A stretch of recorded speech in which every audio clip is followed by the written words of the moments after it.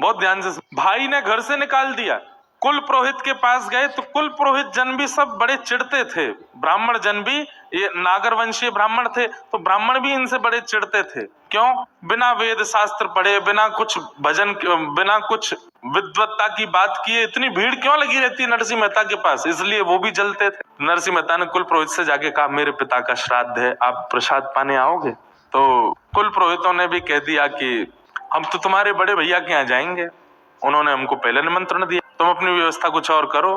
तो नरसिंह मेहता बेचारे ढूंढने लगे, अब मेरे यहाँ कौन ब्राह्मण आएंगे। किसी अन्य ब्राह्मण के पास गए तो उसने मन में विचार किया कि नरसिंह मेहता को इतनी बड़ी व्यवस्था बता दो कि अपने आप मना कर दे। क्या व्यवस्था बताई? बोले कि देखो नरसिंह, तुम्हारी छवि जो है वो पूरे जूनागढ़ में खराब हो गई है, पिता का श्राद्ध है और छवि बनाने का भी एक बढ़िया समय है। तो बोले क्या करना है?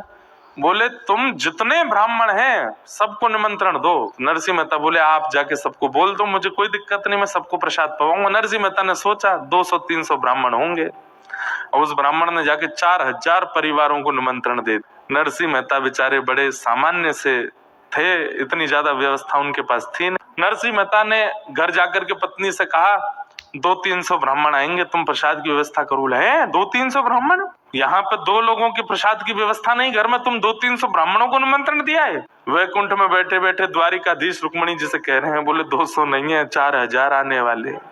रुक्मणी जी, मेरा नरसिंह फंस गया। रुक्मणी जी बोली अब क्या होगा? बोले देखो आगे क्या होता है। नरसिंह मेहता जी बोले देवी 200 ब्राह्मणों की प्रसादी बनाओ। बोले कहाँ से बनेगी, हमारे यहाँ व्यवस्था नहीं। बोले मैं काम करता हूँ, एक सेठ जी हैं, वो मेरा कीर्तन कराते हैं, मुझसे बहुत प्रेम मानते हैं, मैं उनके यहाँ से थोड़ा कर्जा ले आता हूँ और उससे हम 200 ब्राह्मणों का भोजन करा देंगे, जाओ। नरसिंह मेहता जी सेठ जी के पास गए, सेठ जी से जाके बोले हमको 200 ब्राह्मणों का प्रसाद कराना है, कुछ कर्जा दे दो आप, हम ब्याज सहित लौटा देंगे आपको।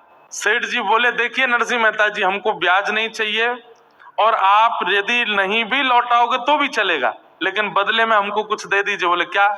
बैठ के कीर्तन, आप कीर्तन इतना अच्छा करते हैं, थोड़ी देर कीर्तन सुना दो, हम दक्षिणा के रूप में इतना धन देंगे कि 200 ब्राह्मणों का भोजन हो जाएगा। नरसिंह मेहता बोले मैं कीर्तन तो सुना दूंगा, पर कीर्तन करते करते करते करते जब मैं भाव में चला जाता हूं तो मैं कितने घंटे हो गए, कितने दिन निकल गए, मैं भूल जाता हूं। और आज शाम को ब्राह्मणों का भोजन होना है, मैं ऐसा नहीं हो कि कहीं मैं तल्लीन हो जाऊं कीर्तन में। सेठ जी बोले चिंता मत करो, आप तल्लीन हो गए मैं तो आंख खोल के रहूंगा, थोड़ी देर बाद आपको हिला दूंगा कि जाओ ब्राह्मण आ गए, घर पे भोजन कराओ। नरसिंह मेहता बोले देख लेना, ध्यान रखना मेरा। बोला हाँ ठीक है। उठाए करताल, नरसिंह मेहता ने जैसे कीर्तन शुरू किया, सोचिए नरसिंह मेहता तल्लीन होते होंगे तो क्या सुनने वाले नहीं होते होंगे? ऐसे भाव में गए, ऐसे भाव में गए कि वो भी डूब गए, सेठ जी भी डूब गए, सुनने वाले जो 10-15-20 लोग थे वो भी डूब गए, बाहर के गांव के लोग आए वो भी डूब गए। कीर्तन चलते चलते चलते चलते 13, 14, 15, 20 घंटे तक कीर्तन चलता रहा। यहाँ ब्राह्मणों के आने का समय हो गया, पत्नी बाट देख रही है कि वो 200 ब्राह्मणों के भोजन की सामग्री ला रहे होंगे। रुक्मणी जी बोली अब तो नरसिंह मेहता की और निंदा होगी, अब तो इनको जूनागढ़ से भी निकाल देंगे, ऐसा लगता है आज जो अपराध होने जा रहा है। ठाकुर जी बोले मैं नहीं देख पा रहा हूं, तुम बैठो मैं जाता हूं। और महाराज नरसिंह मेहता का रूप धारण करके ठाकुर जी आ गए जूनागढ़ में, और ठाकुर जी तो अक्षय पात्र लेकर के चलते हैं, 200 ब्राह्मण क्या तुम 2 लाख आ जाओ, सबको भोजन पवा देंगे। पत्नी के पास पहुंचे, नरसिंह मेहता की पत्नी से जाके कहा जल्दी जाओ प्रसादी बनाओ, और देवी सुनो, वो थोड़ी एक बदलाव आया। बोले क्या? 200 ब्राह्मण नहीं है। बोले तो कितने हैं? 300। बोले नहीं नहीं नहीं, नहीं 4000 है। 4000 इनका कैसे बनेगा? अरे बनाते हैं ना, तुम भी लगो मैं भी लगता हूँ। ठाकुर जी अमनिया कर रहे हैं, मिर्च काट रहे हैं, सब्जी काट रहे हैं, टमाटर काट रहे हैं, अमनिया कर रहे हैं, पत्नी छोंक लगा रही है। ठाकुर जी यहाँ पर सिर पर महाराज बांध करके कढ़ाई में लिए घी और सब प्रसादी बना रहे। नरसिंह मेहता के पिताजी का श्राद्ध है, ठाकुर जी भोजन बना रहे। क्षण भर में तो सब सामग्री बनती चली गई। पत्नी बोली आज बड़ा आश्चर्य हो रहा है, इतनी जल्दी इतनी सारी सामग्री कैसे बन गई? बोले देवी इस पर बाद में चर्चा करेंगे, ब्राह्मण आ रहे हैं, चौका लगाओ बढ़िया गोबर का और थाली आदि सजाओ, सबको प्रसाद पवाना है। पेरेंट्स, क्या आप आज भी करंट अफेयर्स के नोट्स बनाने में अपना टाइम वेस्ट कर रहे हैं? सच बताना, सुबह उठ के हर एक न्यूज को पढ़ना, हर एक थाली आदि सजाओ, सबको प्रसाद पवाना है। 4000 ब्राह्मण मन में सोचते आ रहे थे आज नरसिंह मेहता हमको प्रसाद नहीं पवा पाएगा और ये हमको बहाना मिल जाएगा नरसिंह मेहता को नगर से निकालने का। लेकिन वहां जैसे ही पहुंचे सबके चरण धो धो करके ठाकुर जी ने आसन पर बैठाया।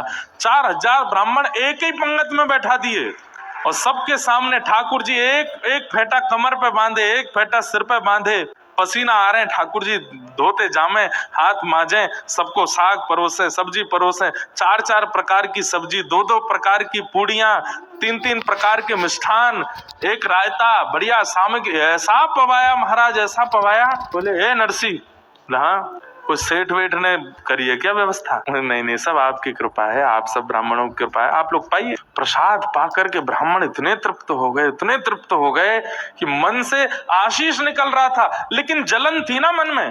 बोले भैया भोजन तो बहुत अच्छा पवाया नरसिंह मेहता ने, लेकिन हम लोगों को इसको नगर निकाला करना है, भोजन से काम थोड़ी बनना है। अब तो दक्षिणा की बाड़ी है, कुछ नहीं दे पाएगा। 4000 ब्राह्मणों को क्या देगा? नरसिंह मेहता दौड़ करके भीतर गए। ठाकुर जी थे, नरसिंह मेहता थोड़ी थे। पत्नी से कहा देवी चलो दक्षिणा बांटे।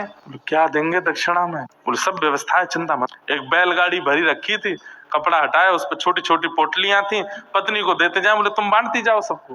बोले इसमें है क्या? बोले कुछ नहीं है, तुम देते जाओ। पत्नी ने धीमे से पोटली खोल के देखी तो हर पोटली में 12-12 सोने की मोहर और 4000 ब्राह्मणों को बंटवाई। ब्राह्मण भी पोटली हाथ में ले तो हे नरसिंह क्या पत्थर भर के दिए हैं क्या?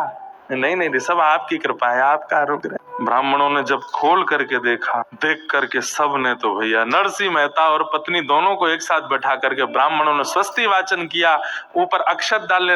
अरे नरसिंह मेहता जी, मैं तो कहता हूँ, और नरसिंह मेहता की पत्नी कितनी भाग्यशाली, दाहिने भाग में पति के रूप में विश्वपति बैठे हैं, जगतपति बैठे हैं, और 4000 ब्राह्मण एक साथ अक्षत छिड़क करके आशीष दे रहे हैं। और नरसिंह मेहता वहां कीर्तन कर रहे हैं। 4000 ब्राह्मण निकले।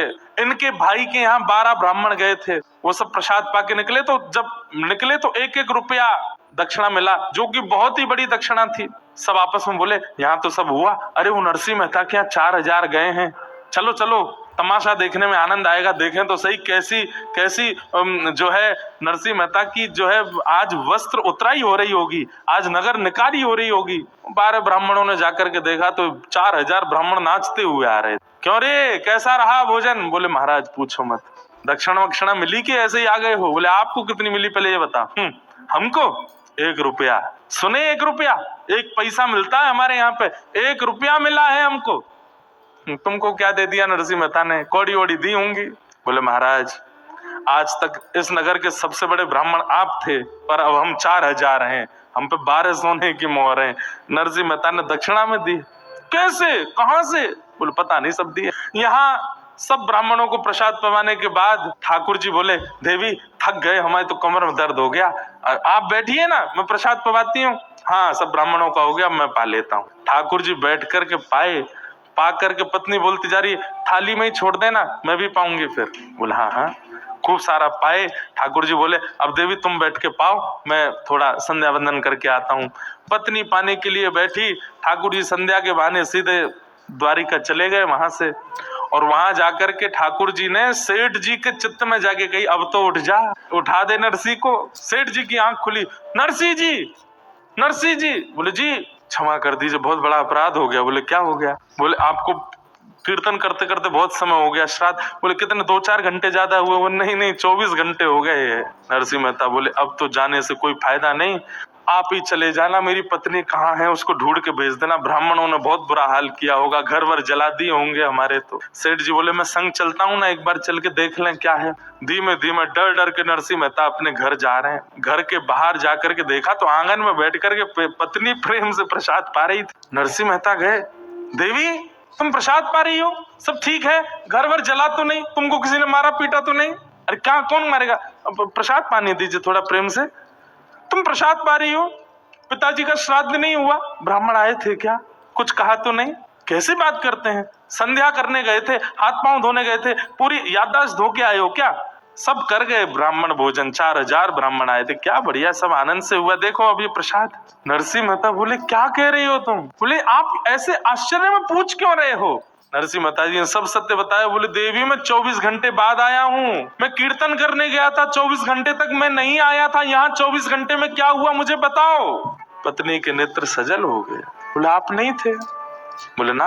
सब्जियां कौन काट रहा था भीतर? फेंटा बांध करके, सिर पर स्वापा बांध के बार बार मेरे से हाथ से कढ़ाई छीन करके कौन चला रहा था? रबड़ी को, रायते को किसने बनाया? सब ब्राह्मणों को, 4000 ब्राह्मण आए थे, सबको 4000 आए थे। बोले हाँ, सबको प्रसाद पवाया, 12-12 सोने की मोहर दी। आप नहीं थे तो कौन थे? नरसिंह मेहता के नेत्र सजल हो गए। बोले देवी तुम्हारे चरण कहाँ है, मैं प्रणाम कर लूं? मेरे द्वारिकाधीश आए थे। मैं नहीं था, मेरे नाथ आए थे। मुझे बस ये बता दो वो कहाँ बैठे थे, कहाँ चले थे? उनकी चरण रज होगी, मैं उसी को माथे से लगा लूं। पत्नी बता रही है यहाँ चले थे। नरसिंह मेहता लेट लेट करके उस स्थान को प्रणाम करते हैं, द्वारिकाधीश को पुकार रहे हैं, नाथ क्यों किया आपने, क्या आवश्यकता? अद्भुत है ठाकुर जी। नरसिंह मेहता के सब भाव करके गए।